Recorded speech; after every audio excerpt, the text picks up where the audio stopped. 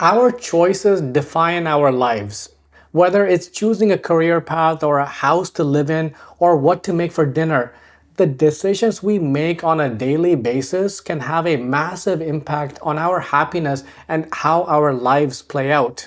It's estimated that the average person makes about 35,000 conscious decisions each day, and each decision carries certain consequences with it that are both good and bad. Unfortunately, most of us never really pause to think about how to get better at making those decisions. But what does it even mean to make better decisions in the first place? I asked myself this question a few years ago. So, through a combination of personal introspection and external research, I came up with a framework of 4 powerful, actionable strategies. In this video, I want to share my personal journey and the 4 strategies that helped me become less indecisive and make better choices. Strategy number 1, don't sweat the small stuff. So I'm at the grocery store spending an absurd amount of time choosing between 2 brands of toothpaste. Should I get the enamel protection one or should I go for the teeth whitening brand? It's just toothpaste, right?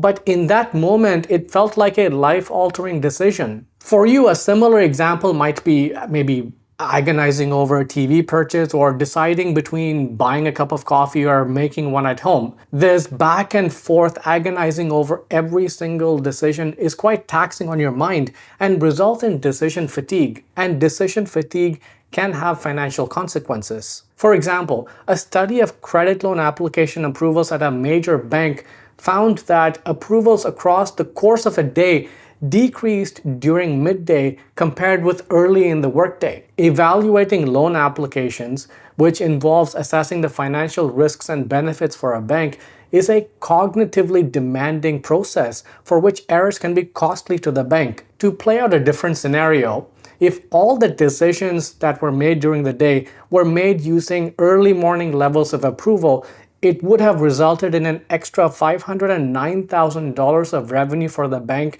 for 1 month. The strategy of not sweating the small stuff is about recognizing decisions that are trivial in nature and just letting them go. Don't Sweat the Small Stuff, a book by Richard Carlson, taught me that these little choices don't define us. In fact, the book's wisdom is rooted in the idea that we can find more peace and happiness by letting go of small, insignificant details. And by process of elimination, only the non-trivial choices or decisions that we need to make remain. The book also helped me realize that our mental energy is finite. Research in psychology supports this, showing that the more decisions we make, the more mentally fatigued we become. By saving our mental energy for significant, high-impact decisions, we become more decisive and less overwhelmed. So how does the credit loan approval example from earlier translate to the individual level? Let's take the example of investing. Imagine that you are in a situation where you have to choose from an innumerable number of investment funds purely based on the fees that they charge. Incredible as it may sound, the mental energy spent on this decision is comparable to buying toothpaste. But the returns from making the right investment choice far outweighs the consequence of selecting the wrong toothpaste. Recognizing the significance of seemingly small decisions in the grand scheme of things is key to maintaining focus on what truly matters. From this perspective, I would rather agonize over evaluating the fees charged by potential investment options rather than getting bogged down by which toothpaste to buy.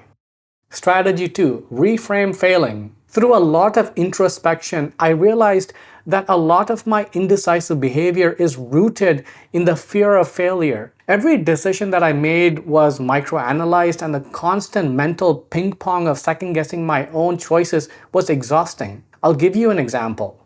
Early in my career, I switched from engineering to finance. And within finance, I switched jobs every 2 years or so because I felt dissatisfied with the trajectory of my career growth. Through it all, a part of me felt shame. Job hopping felt like I had failed at my job at each of those companies. There were many moments when I second-guessed my own choices. But then I remembered that even successful entrepreneurs have faced failure multiple times.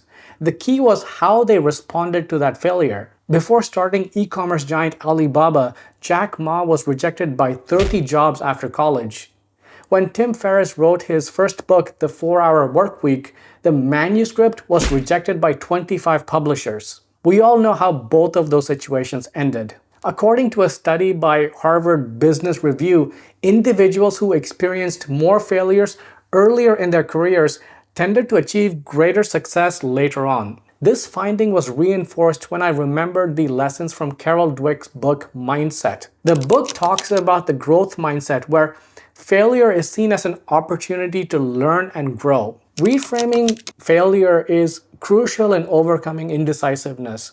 Instead of fearing mistakes, view them as stepping stones to success. The science here is fascinating. Our brains are wired for growth, and learning from failure actually strengthens neural connections, making us more resilient and better decision makers. Going back to my job hopping example, I took inventory of all the skills I had developed in my jobs at each company and how those skills were compounding my value proposition to subsequent employers. By job hopping, I eventually landed at a mid-sized consumer finance company where I progressed to the SVP level and tripled my overall pay within 3 years. The key takeaway here is to recognize that fear of failure is an internal emotion that is a byproduct of not meeting your own expectations. Reframing failure is all about setting the right expectations.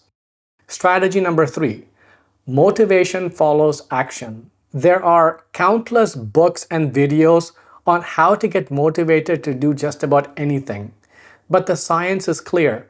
Motivation follows action, not the other way around. I'll give you an example. There are days when I don't want to be doing this. Like, I don't want to be working on my YouTube videos. But I force myself to start anyways. Surprisingly, or maybe rather unsurprisingly, once I take that first step, the motivation follows and the rest of the process becomes much smoother. Atomic Habits by James Clear delves into the idea that motivation is often a result of action, not the other way around. In the book, Clear's insights show how small actions create momentum, leading to increased motivation. From a psychological standpoint, the brain rewards us with a dopamine boost when we complete a task. So by taking that initial step, we not only build momentum, but also activate the brain's reward system, making future decisions easier. A simple life hack is incorporating some sort of physical movement to make taking action more manageable. Something as simple as a 10-minute walk outside or doing a quick workout can boost your energy levels and activate your brain, which makes decision making and action taking that much more seamless. The physiological aspect adds just another layer to the idea that a small action can trigger a cascade of positive effects, leading to increased motivation. The key takeaway here is to force yourself to start. Don't wait for motivation. Rather, prime your brain to get the dopamine hits faster by incorporating physical movement into your day. Strategy number 4, see the forest through the trees. I'm going to give you an example that you're probably going to laugh at. So a few months ago, I was stuck at a Best Buy trying to decide on a USB cable to buy. I had about 3 or 4 options, I think, in front of me, and they all seemed appropriate for the task. I found myself being overwhelmed by the choices. My mind started wandering. I thought perhaps I should buy it from Amazon or Facebook Marketplace instead, or maybe I should just wait till Cyber Monday for a deal. Maybe you can relate to this.